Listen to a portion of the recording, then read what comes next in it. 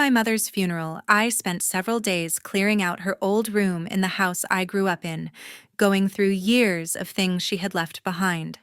My name is Mallory Stewart, and at 37, I never imagined I would be the one handling everything alone while carrying the weight of losing her. The house felt unnervingly quiet as I opened drawers and closets trying to decide what to keep and what to let go. One afternoon, while cleaning the nightstand beside her bed, my hand brushed against a thick envelope hidden beneath the bottom liner. It was covered in dust, as if it had been untouched for a very long time. I sat down on the floor and opened it out of pure curiosity. Inside was an old, crumpled photograph, along with a few folded papers yellowed by age. I stared at them for a long time, a deep sense of unease settling in. Something about what I was holding made it clear that there were parts of my mother's life I had never been told about. I placed everything back into the envelope and carried it with me, my mind racing with questions. When I showed the envelope to the lawyer, he reviewed its contents silently for several moments. Then his expression changed. His face went pale, and in a low voice he said, "Oh my God, don't let your sister find out." My heart began to pound as his words hung in the air. I stood there frozen, unable to respond. Whatever my mother had hidden all these years, it was clear that the truth had the power to destroy everything I thought I knew about my family. And that was only the beginning. Before we dive deeper into this shocking discovery that turned everything I knew about my family upside down, I'd love to know where you're watching from today.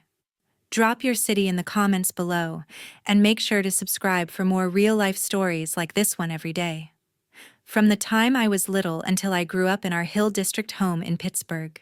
Mom worked night shifts as a nurse to support my sister Autumn, and me never once complaining about money troubles or the absence of our father. She would come home exhausted in the early morning hours, still manage to prepare simple meals for us before catching a few hours of sleep, then wake up again to help with homework or drive us to appointments. Mom handled all the bills on her modest salary, often skipping things for herself, so we could have school supplies or occasional treats like ice cream after a good report card. She shielded us from any bitterness about the man who left before I was born, choosing instead to focus her energy on making sure we felt secure and loved every single day. Her strength became the foundation of our lives, showing us through quiet actions how to persevere, no matter what challenges came our way. Mom always tried hard to divide her time and affection equally between me and my sister Autumn, so neither of us ever felt left out or less important. She made a point of alternating special outings, taking one of us to the library one weekend and the other to the park the next, ensuring both got individual attention. Mom paid close attention to our different interests, remembering Autumn's love for drawing and my passion for reading, buying supplies, or books that matched what each of us enjoyed most. She sat with us separately to hear about our days at school, offering advice tailored to our personalities, without showing favoritism in front of the other. Mom frequently reminded us that her love for both daughters was exactly the same, expressed in ways that fit who we were as individuals. Still, I often noticed Mom lingering longer in conversations with Autumn after coming home from late shifts, sharing stories from her own younger days that seemed reserved just for her. Those quiet moments in the kitchen or living room would stretch on while I stayed in my room, hearing muffled voices, but not the full details of what they discussed. Mom would recount experiences from her nursing training or family tales from before we were born, opening up in a way that felt more intimate during those times with Autumn alone. It happened regularly enough that I began to recognize the pattern, though Mom never made it obvious or intentional in any hurtful way. Those extended talks became something I observed from a distance, wondering what made Autumn the one Mom chose for those deeper shares. On many weekend evenings, Mom would gently pull Autumn aside to the kitchen corner for private chats, while I remained nearby but not fully included in the discussion. They would talk about everything from school friends to future dreams, with Mom offering guidance that seemed to flow more easily in those settings. I could hear laughter or serious tones drifting through the doorway, catching only fragments as I passed by or pretended to read in the next room. Mom's voice carried a certain warmth during those sessions, delving into topics she rarely brought up when all three of us were together. It left me curious about the bond they shared in those moments, even as I understood Mom was simply responding to whatever Autumn needed at the time. I never held it against Mom, instead, quietly assuming Autumn might require that extra closeness for reasons I did not fully understand, even if it sometimes left me feeling a bit on the outside in my own home. Those thoughts stayed private as I watched their interactions, convincing myself it balanced out in other ways. Mom showed care for me. The difference never turned into resentment because Mom's overall effort to be fair remained clear in daily life. Still, the subtle gap lingered in my mind over the years, shaping how I viewed my place in our small family unit. It taught me early on that relationships could have layers not always visible to everyone involved. Our Hill District house held all the childhood memories for Autumn, and me filled with everyday moments like shared meals at the small table, or summer days spent playing in the limited space we had available. We celebrated birthdays with homemade cakes Mom baked, despite her fatigue marking another year with simple gifts wrapped carefully. Holidays brought decorations we put up together, creating traditions that tied us to the place no matter how modest it was. School projects scattered across the floor turned the living room into a workspace where Mom helped both of us late into the evening. Those ordinary experiences built the backdrop of our upbringing, making the house more than just walls, but a container for everything we went through as sisters growing up under Mom's care. 3 years before Mom was diagnosed with her illness, I made the decision to quit my job in another city and move back to Pittsburgh so I could care for Mom full-time, after the doctor explained that her health was starting to decline in serious ways. Leaving my position meant giving up stability I had built over years, but seeing Mom struggle with everyday tasks made it clear she needed someone close by every day. I packed up my apartment, quickly arranged the move within weeks, and settled into the old house to handle appointments, medications, and whatever else came up. Mom protested at first, saying she did not want to burden me, but I insisted it was the right choice because family came first during tough times like this. Taking on the role changed my routine completely, filling my days with hospital visits and learning about her condition while trying to keep her spirits up. On the nights when Mom could not sleep because of the pain, she would reach for my hand in the dark and start talking about her worries regarding Autumn, mentioning how Autumn seemed to be changing in ways that troubled her. Mom's voice would soften as she described small things like missed calls or short responses to messages that added up to a bigger shift. She confided in me during those quiet hours, sharing fears that Autumn might be pulling away for reasons she could not figure out. Mom often said, "Autumn used to tell me everything, but now it's like she's keeping a wall up." Those conversations left me listening carefully, offering reassurance, while feeling the weight of Mom's unspoken sadness about the growing distance. Mom pointed out how Autumn called home much less often than before, with weeks sometimes passing without a real conversation, and her tone carried deep regret whenever she brought it up. She would recall the days when Autumn phoned almost daily just to check in or share something from work, contrasting it with the current silence that felt unnatural. Mom wondered aloud if something at Autumn's job in Philadelphia was overwhelming her, yet no clear answers came from the brief talks they did have. The change bothered Mom enough that she brought it up repeatedly during our late-night talks, hoping I might have insight she lacked. Hearing that regret in Mom's words made me pay more attention to the pattern myself. Autumn only came to visit on weekends, and always left early, never staying long enough for extended time like she used to in previous years. Her arrivals felt rushed, with quick hugs and updates delivered in a hurry before she cited commitments back in Philadelphia as the reason for departing soon. Mom looked forward to those short visits, preparing favorite meals ahead, but the brief stays left her quiet afterward. Autumn's schedule seemed packed, yet the pattern of short trips became consistent, reducing the family time we once counted on.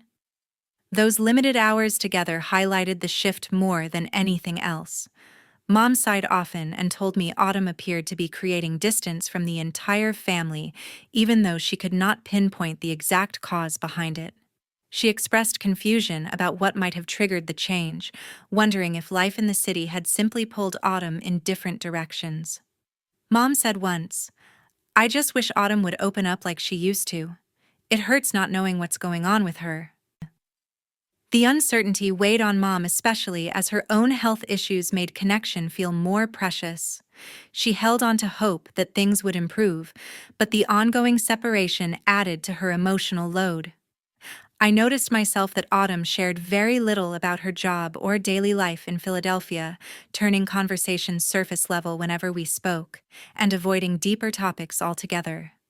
Calls with her focused on quick check-ins without details about friends, work challenges, or plans, leaving gaps that grew over time. The lack of openness made family interactions feel strained, as if part of her world stayed completely closed off.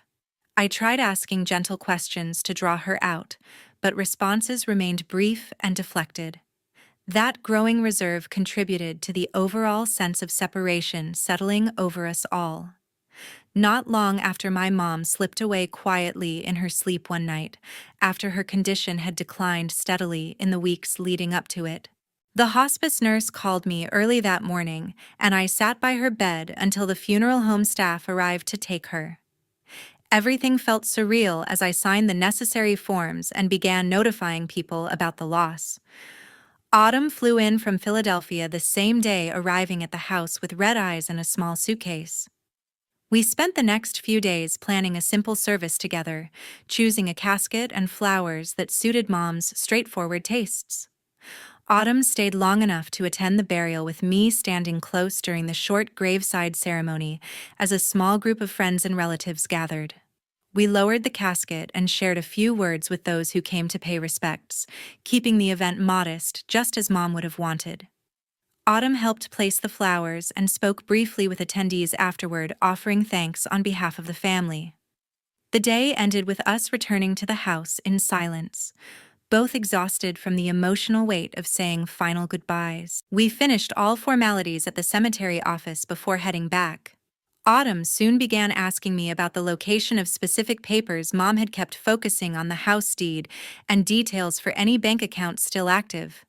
She brought it up casually during dinner one evening, saying it would help to have everything organized for what came next. I mentioned the main folder I had already found with basic documents, but Autumn wanted to know if Mom had stored others in different places around the house. She spent time looking through drawers in the study, pulling out files to review quickly. Autumn said, "I need to get back to Philadelphia soon because work is backing up."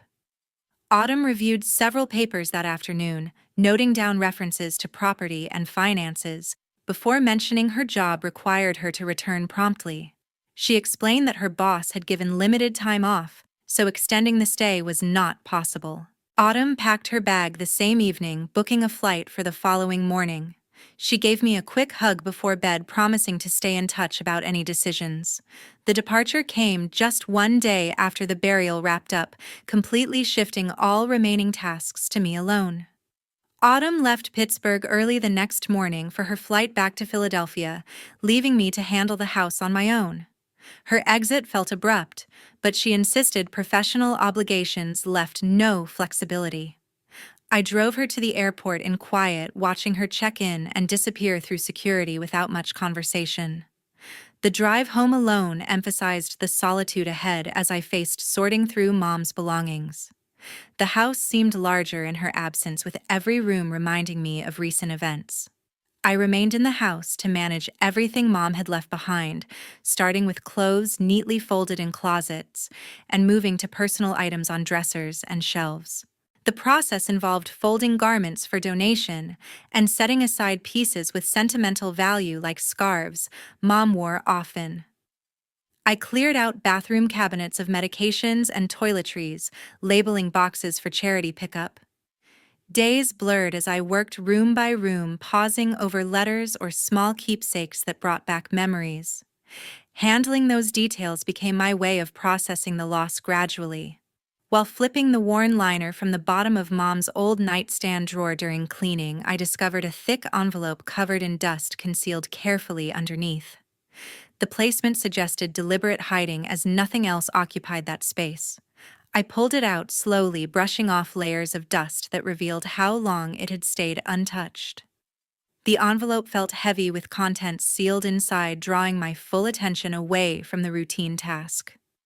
Curiosity grew as I held it, wondering why Mom had chosen to keep something so well out of sight. The morning after, I took the photograph and the papers from the envelope to several of Mom's old acquaintances the very next day, hoping someone might recognize the baby girl she held so tenderly in the image.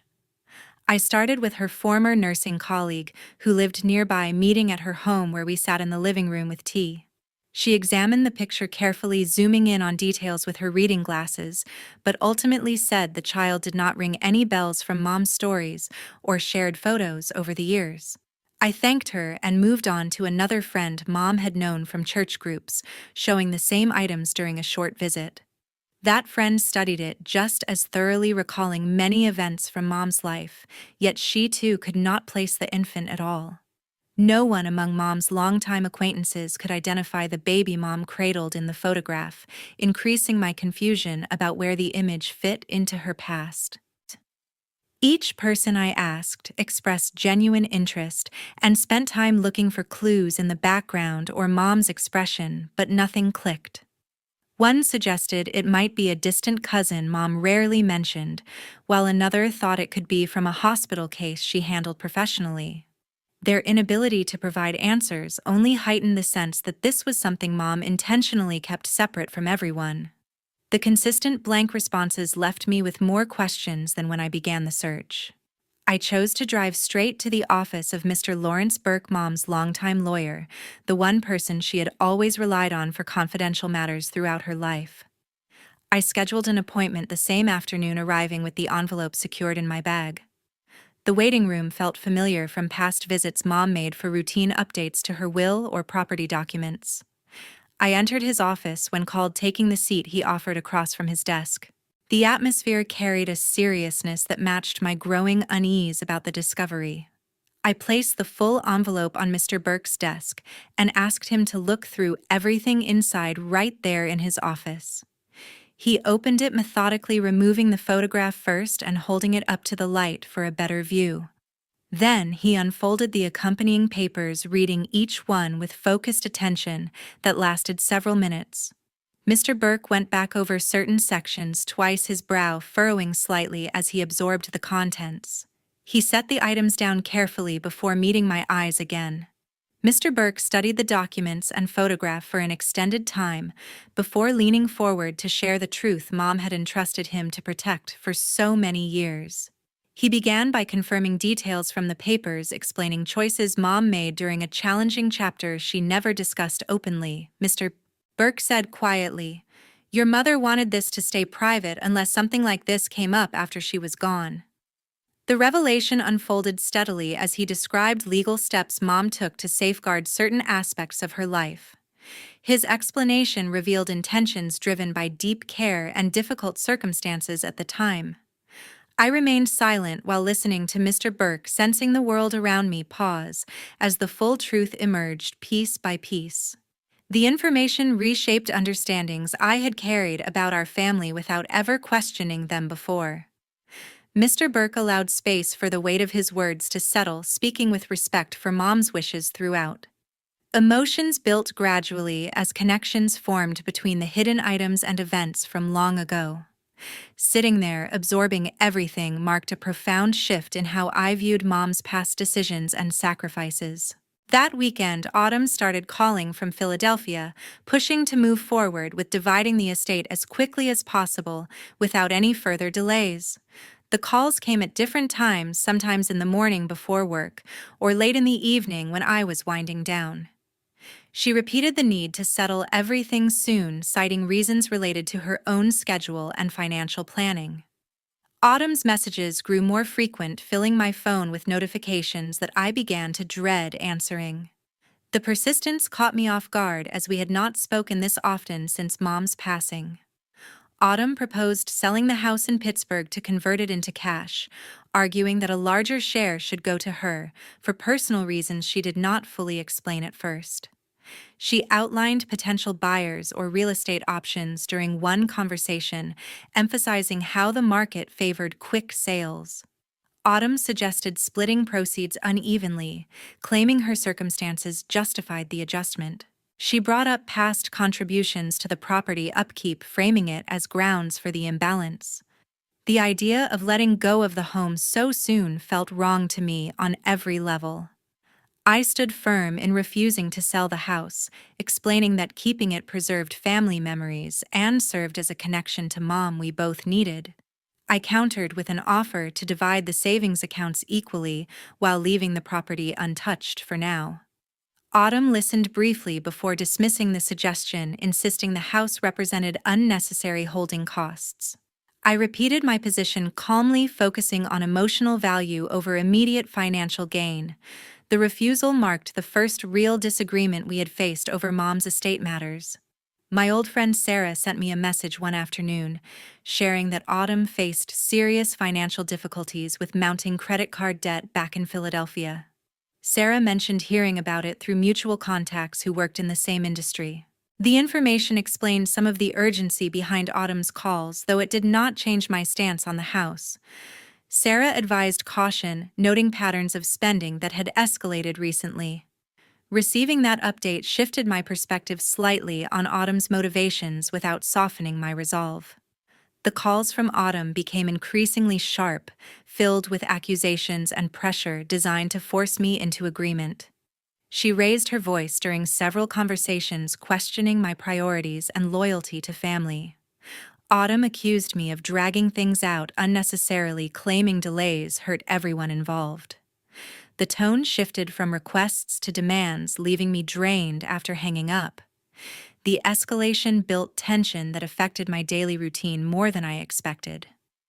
Autumn kept emphasizing that I acted selfishly by holding on to the house without considering her situation at all. She repeated phrases about fairness and shared responsibility, twisting them to highlight what she saw as my unwillingness to compromise. Autumn brought up childhood promises or implied obligations, using emotional appeals to push her point. The constant refrain wore on me, creating doubt even as I knew my reasons remained valid. She ended many calls with warnings about prolonged conflict, adding to the overall strain between us. 6 months after the burial, Autumn formally filed a petition in the Allegheny County Probate Court to contest Mom's will and demand an uneven division of the estate in her favor. The paperwork arrived by certified mail one afternoon, outlining claims that caught me completely off guard. She argued for a larger share based on contributions she alleged over the years, requesting the judge override the original terms. The filing forced a hearing date within weeks, turning what had been private tension into an official legal battle. Receiving the notice made the conflict feel irreversible, pulling everything into the open. At the hearing in the courthouse downtown, Autumn took the stand first and delivered a long argument about how she deserved the majority because she had been the one truly building the family with Mom from the very beginning. She spoke confidently to the judge, describing childhood responsibilities she took on and financial help she provided during Mom's illness. Autumn claimed emotional investment that outweighed any equal split, saying, "I was the one who stayed involved when things got hard, and that should count for something." Her testimony painted a picture of dedication, emphasizing moments she positioned as sacrifices. The delivery carried conviction, making her case sound reasonable on the surface. I sat listening from my side of the room, feeling drained and unable to mount a strong counter during my turn to speak when called. The accusations stung, bringing up old dynamics in ways that left me searching for words. I managed basic responses about wanting fairness and honoring Mom's intentions, but nothing forceful came out. Autumn's prepared statements overshadowed my quieter explanations, creating imbalance in the presentation. The judge noted points from both sides without immediate reaction, leaving me worried about the outcome. Mr. Burke arrived unexpectedly in the courtroom that morning, taking a seat quietly until called as a witness approved by the court after my brief mention of his role. He walked to the stand with documents in hand, ready to provide testimony Mom had discussed with him previously.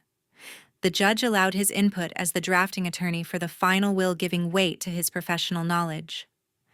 Mr. Burke remained composed throughout, focusing on facts rather than opinion. His presence shifted the atmosphere noticeably. Mr. Burke presented the official adoption papers from 1988, along with the last will Mom signed, while fully competent and free from influence. He explained the timeline, clearly confirming Mom's mental capacity through medical notes and witness signatures at the signing. Mr. Burke stated, "Mom executed this document with full understanding, and it includes specific provisions she insisted on." The adoption record established Autumn's legal status from early childhood, separate from biological ties. He handed copies to the judge for review, ensuring transparency in the process. The will laid out explicit terms that the house must convert to a charitable trust for patient support and could not be sold, while excluding Autumn from inheritance due to evidence of undue influence during Mom's vulnerable period. Mr. Burke detailed emails and notes showing pressure applied when Mom's health declined, meeting legal standards for manipulation. He quoted the clause directly, "Any beneficiary attempting to exert undue influence shall forfeit their share." The provisions reflected Mom's final clear wishes, protected against challenges. The revelation landed heavily in the room, changing everything presented earlier. 1 year later, the court completely dismissed Autumn's petition and ordered her to pay all attorney fees, along with an additional surcharge for bringing a frivolous challenge without basis. The judge cited clear evidence of Mom's capacity and the no contest clause that triggered forfeiture upon contest. Autumn received the ruling in writing shortly after, outlining costs that ran into tens of thousands due to prolonged proceedings. She appealed briefly but dropped it when advisors explained the low chances and rising expenses. The final order closed the case, firmly enforcing Mom's wishes without further alteration.